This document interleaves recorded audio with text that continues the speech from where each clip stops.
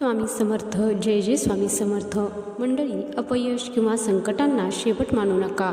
ही वेळ नवीन संधी घेऊन येते. फक्त चिकाटी हवी. बरेच लोक म्हणतात, आम्ही वर्षानुवर्ष पूजा करतोय, पण घरात अजूनही प्रसन्नता का नाही? देवघरातल्या मूर्तींमध्ये खरंच देवपण आलंय का? किंवा खरंच मंदिरातील देवांमध्ये देवपण असते का? तर आजच्या व्हिडिओमध्ये याविषयीच आपण जाणून घेणार आहोत. तर देवघर केवळ सजवून चालत नाही, तर ते जागृत करावं लागतं. आज मी तुम्हाला अशा काही गुप्त संकेतांबद्दल आणि प्रक्रियेबद्दल सांगणार आहे, ज्याचा उल्लेख केवळ प्राचीन ग्रंथात आढळतो. जर तुमच्या घरात हे छोटे बदल घडत असतील, तर समजून जा की साक्षात ईश्वर अंश तुमच्या घरात वास्तव्यास आले आहे. हा व्हिडिओ फक्त माहितीसाठी नाही, तर तुमच्या घराचं नशीब बदलणारा एक आध्यात्मिक अनुभव ठरणार आहे. व्हिडिओच्या शेवटी मी अत्यंत महत्त्वाची अशी गोष्ट सांगणार आहे, जी तुम्ही अजिबात चुकू नये. त्यामुळे व्हिडिओ शेवटपर्यंत नक्की पहा. चला तर व्हिडिओला सुरुवात करूया. पण त्या अगोदर कमेंट बॉक्समध्ये जय श्री स्वामी समर्थ लिहायला विसरू नका. तर मंडळी, देवघर जागृत असणे म्हणजे काय? देवघर जागृत असणे म्हणजे तिथे असलेल्या मूर्तींनी डोळे उघडणे किंवा बोलणे असा अर्थ होत नाही, तर याचा अर्थ होतो की तुमच्या देवघरातील सकारात्मक ऊर्जा सक्रिय असणे. याचे 3 मुख्य पैलू आहेत. 1. जिवंतपणाचा भास. जेव्हा आपण देवघरासमोर बसतो, तेव्हा आपल्याला असं वाटतं की तिथे कोणीतरी आहे, जे आपलं ऐकतंय. आपल्याला एकटेपणा वाटत नाही, उलट एक प्रकारचं संरक्षण कवच आपल्या भोवती असल्याचं जाणवतं. एक प्रकारची शक्ती, आपल्या पाठीमागे कोणीतरी आहे असा जो आपल्याला दिलासा मिळतो असे वाटणे होय. 2. फळ मिळणे. जेव्हा देवाकडे मनापासून एखादी गोष्ट मागतो किंवा प्रार्थना करतो, तेव्हा ती लवकर पूर्ण होते. म्हणजे तिथले देव पण तुमच्या हाकेला साथ घालत असते. जे काही आपण ठरवत आहोत ते पटपट होत आहे आणि आपल्याला देवाचा अनुभव प्रत्येक कामामध्ये येत आहे. 3. चैतन्यमय वातावरण. ज्या देवघरात रोज पूजा, नामस्मरण आणि स्वच्छता असते, तिथे एक प्रकारचं चैतन्य तयार होतं. तिथे गेल्यावर मरगळ दूर होते आणि उत्साह येतो. जसं बॅटरी चार्ज होते, तसं जागृत देवघरासमोर बसल्यावर आपण चार्ज होतो. थोडक्यात काय, ज्या ठिकाणी देवाच्या अस्तित्वाची जाणीव आपल्या मनाला आणि घराला होते, त्या देवघराला जागृत देवघर म्हणतात. आता जाणून घेऊया की ते कोणते 7 संकेत आहेत ज्यामुळे देवघर जागृत आहे हे आपल्याला कळते. नंबर 1. मनाला मिळणारी शांती. आपण जेव्हा बाहेरून थकून भागून येतो, तेव्हा टेन्शनमध्ये असतो. तेव्हा जर देवघरासमोर बसल्या बसल्या मनातले विचार शांत झाले आणि तुम्हाला रिलॅक्स वाटलं, तर समजा तुमच्या देवघरात सात्विक ऊर्जा आहे. तिथली स्पंदनं, व्हायब्रेशन तुमच्या मनावरील ताण खेचून घेतात. हे जागृत देवघराचं पहिलं लक्षण आहे. नंबर 2. दिव्याच्या ज्योतीचा आकार. अनेकदा आपण पाहतो की दिव्याची ज्योत एकदम स्थिर राहते किंवा त्या ज्योतीवर कापसाच्या फुलासारखा आकार, काजळी तयार होते. शास्त्रानुसार जर ज्योत उंच आणि तेजस्वी असेल, तर याचा अर्थ तुमची सेवा देवापर्यंत पोहोचते आणि त्या ज्योतीच्या रूपात देव तुमच्या घरात उपस्थित आहेत. नंबर 3. प्रसन्न व मंद सुवास. पूजा केल्यानंतर अगरबत्ती विझल्यावरही जर तुमच्या घरात बराच वेळ एक मंद, वेगळाच प्रसन्न सुगंध येत असेल, तर ते शुभ मानलं जातं. हे केवळ अगरबत्तीमुळे नसतं, तर जेव्हा उच्च शक्ती त्या ठिकाणी येते, तेव्हा वातावरणात एक नैसर्गिक सुगंध निर्माण होतो, जो मनाला प्रसन्न करतो. नंबर 4. घरामध्ये चिमण्या किंवा पक्ष्यांचे आगमन. जर तुमच्या घराच्या खिडकीत किंवा देवघराजवळील बाल्कनीत चिमण्या, पारवे नियमितपणे येऊन बसत असतील किंवा चिवचिवाट करत असतील, तर हे एक शुभ लक्षण आहे. प्राणी आणि पक्षी हे सकारात्मक ऊर्जा खूप लवकर ओळखतात. जिथे देवपण असतं, तिथेच हे जीव आकर्षित होतात. नंबर 5. रखडलेली कामं मार्गी लागणे. कधीकधी तुमची खूप वर्षापासूनची कामं अचानक व्हायला लागतात किंवा काहीतरी अडचण येते आणि ती आपोआप सुटते. याला आपण योगायोग म्हणतो.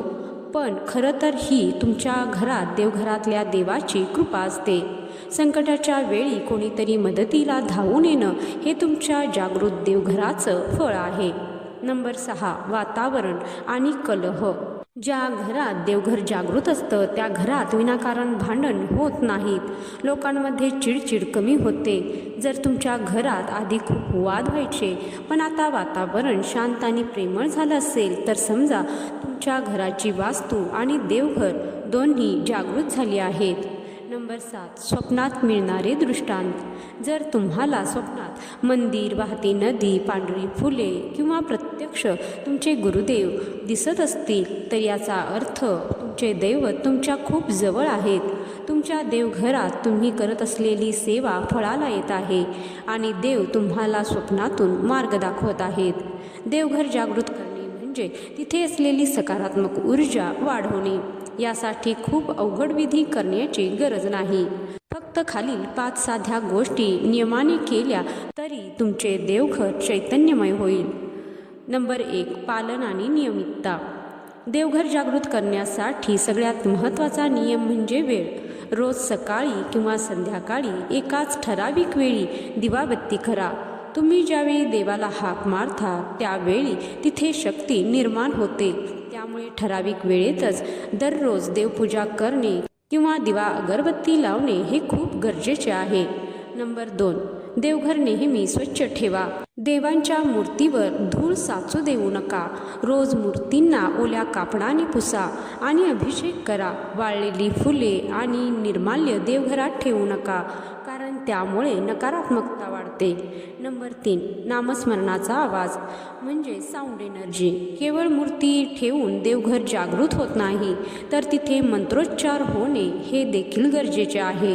रोज किमान 10 ते 15 मिनिटे तुमच्या कुलदेवतेचा किंवा गुरुमंत्राचा जप तिथे बसून करा. जप करणे शक्य नसेल तर साध्या आवाजात एखादं स्तोत्र किंवा भजन लावा. शब्दांच्या लहरीमुळे तेथील ऊर्जा सक्रिय होते. नंबर 4, अखंड दीप आणि शुद्ध तुपाचा दिवा तेवत ठेवणे. शक्य असल्यास देवघरात शुद्ध तुपाचा दिवा लावा.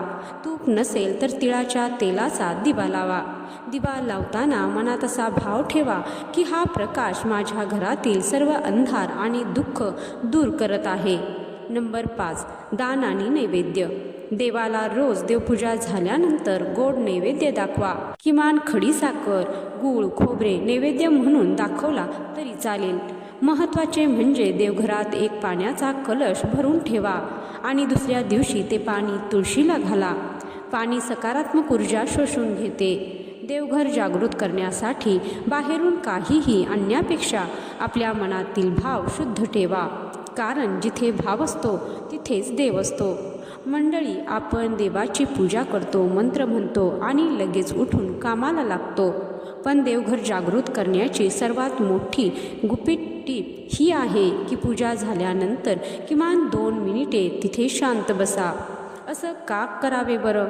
तर आपण जेव्हा पूजा किंवा जप करतो तेव्हा देवघरात एक विशेष ऊर्जा तयार होते किंवा सकारात्मक ऊर्जा सक्रिय असते. देवाचा अंश त्यामध्ये असतो आणि आपण लगेचच उठलो तर ती ऊर्जा आपल्याला मिळत नाही. तिथे शांत बसल्याने ती सकारात्मक ऊर्जा आपल्या शरीरात शोषली जाते.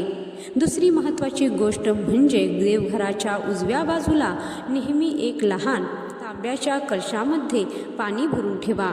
हे पाणी रोज बदलत राहा. पाणी हे ऊर्जेचे भांडार आहे. ते देवघरातील मंत्रांची शक्ती साठवून ठेवते. हे पाणी घरात शिंपडलं की संपूर्ण घर देवघरासारखं जागृत होतं. अनेक लोक पूजा करतात पण त्यांना फळ मिळत नाही. त्याचं मुख्य कारण हेच आहे की ते ही 2 मिनिटाची शांतता पाळत नाहीत. भक्तांना तुमचं देवघर हा केवळ एक कोपरा नाही तर तुमच्या घराचं हृदय आहे. आज सांगितलेल्या संकेतांपैकी तुम्हाला कोणता अनुभव आवडला किंवा तुम्हाला तुमच्या देवघरात बसल्यावर नक्की काय जाणवतं हे कमेंटमध्ये नक्की सांगा. कारण तुमचा एक अनुभव दुसऱ्या भक्ताची श्रद्धा वाढवू शकतो.